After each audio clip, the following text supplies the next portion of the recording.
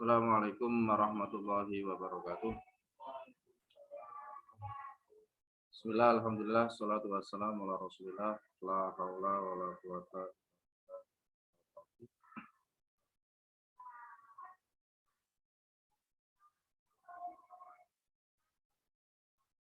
Langsung saja, kami akan mempresentasikan proposal PTK yang akan saya beri judul Peningkatan Kemampuan Menghafal Surat Al-Adiyat Mata Pelajaran Al-Quran Hadis melalui metode Pair Check di kelas 5 MI Islamiyah 02 Kota Pekalongan tahun 2021-2020. Untuk kerangka proposal PTK, bab pendahuluan, itu yang pertama latar belakang, dua rumusan masalah,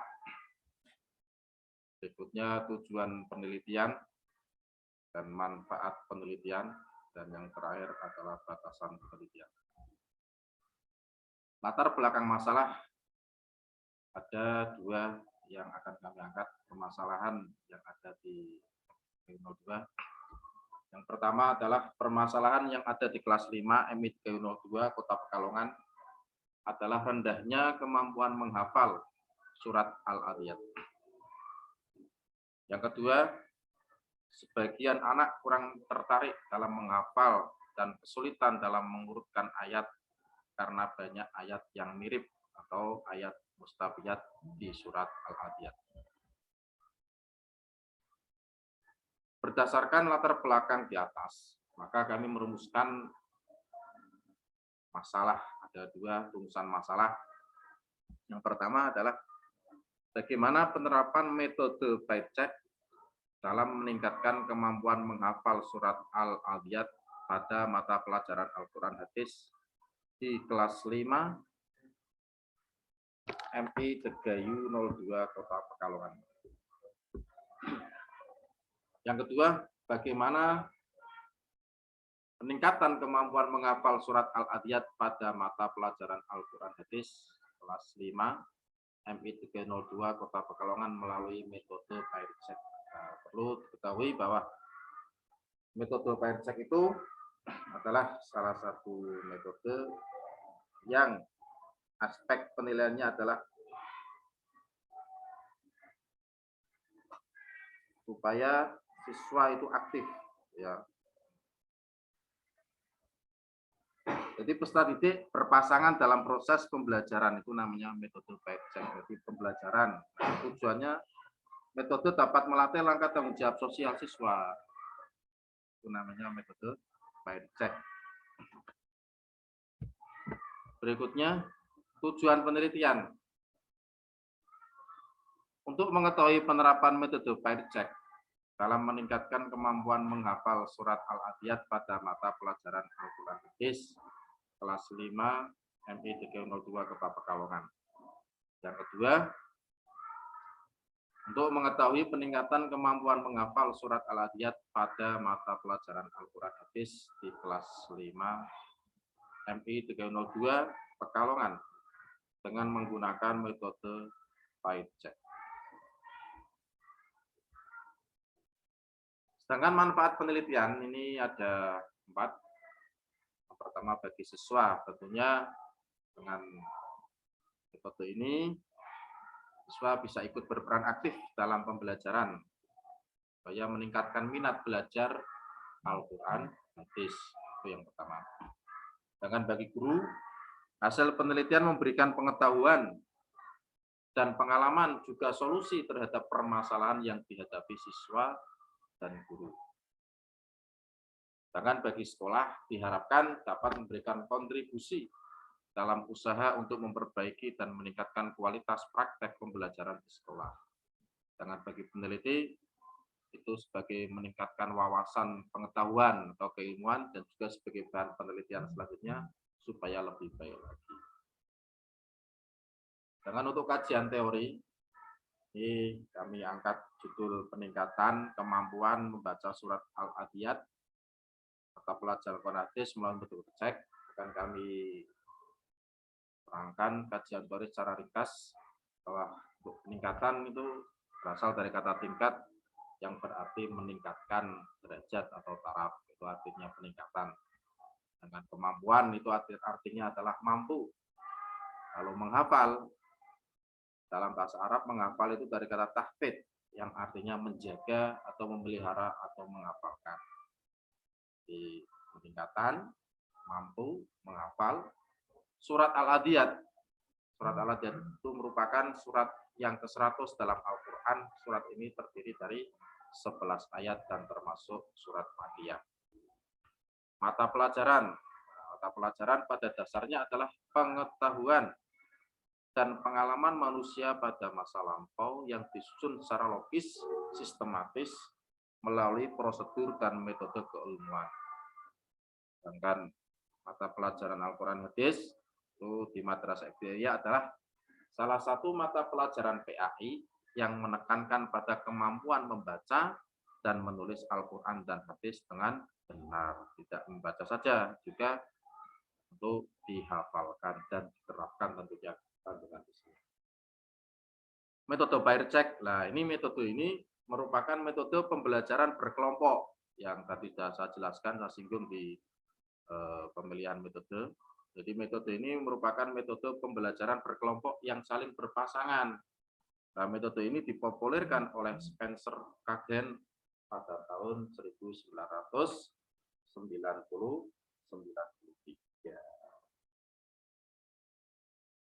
Nah, kelebihan dari metode ini dapat melatih tanggung jawab sosial siswa.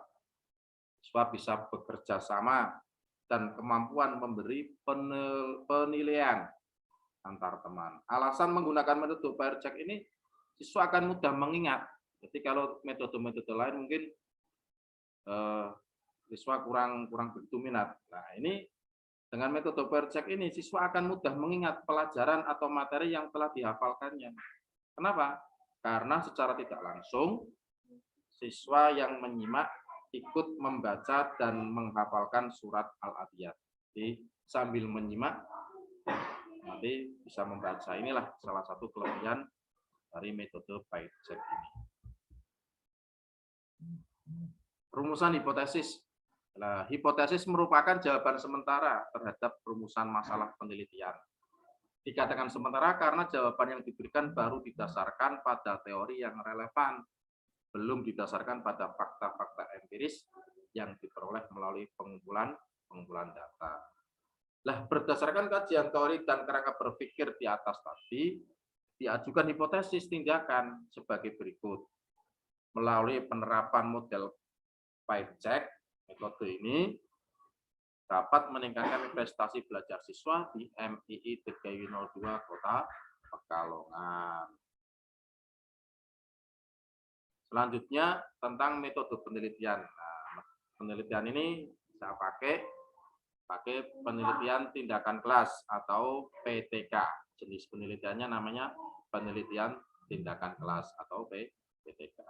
Nah, sedangkan tempat dan waktu penelitian tindakan kelas ini dilakukan di kelas 5 semester 1 yang dilaksanakan atau tempatnya di MII Tegayu 02 Kota Pekalongan tahun pelajaran 2021-2022 selama 1 bulan.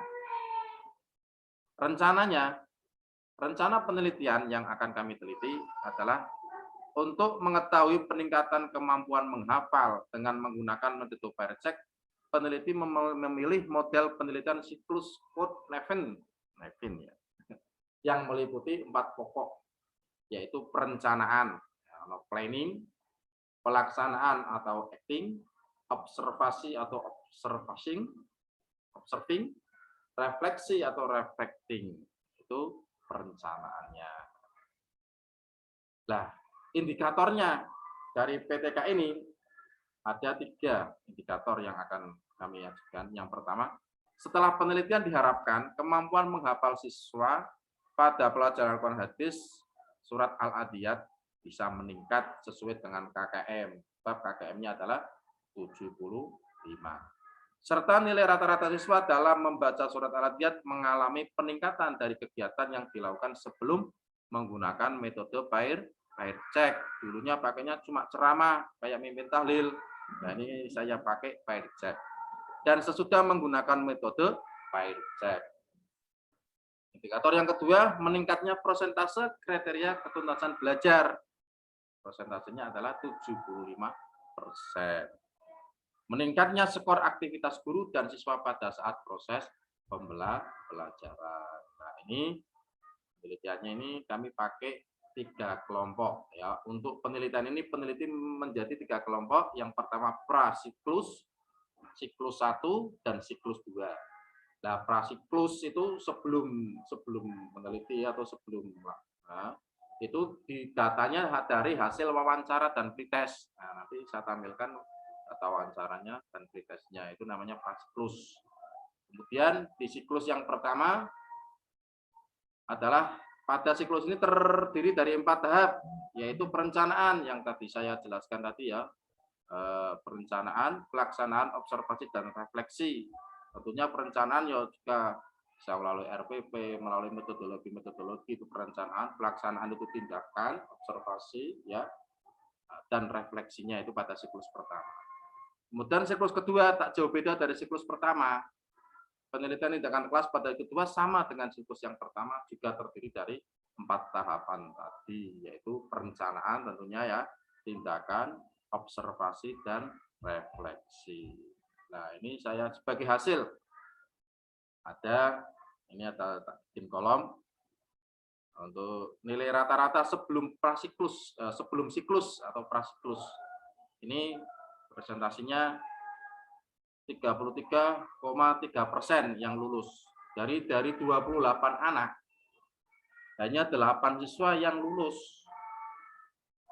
Di rata-rata nilainya 71 rata-rata kelasnya. Berarti kan tidak sesuai KKM. KKM-nya kan 75. Ini prasiklus. Setelah kami menanyakan wawancara dengan guru melalui prasiklus tadi, ini dihasilkan itu 8 yang berhasil baru 8 dari 28. Kemudian kami siklus yang pertama, ya juga dengan metode pair check tadi, alhamdulillah meningkat. Dari tadi 8 menjadi 20 anak. 20 anak yang sesuai KKM. Dari 28 anak. Secara rata-rata kelas itu 78,9. Prosentasinya sudah mencapai 80%. Ada kenaikan ya yang agak signifikan. Kemudian untuk menuntaskan siswa, ini kan masih belum tuntas. Ada 8 yang belum. Ya. Kami lakukan siklus yang kedua.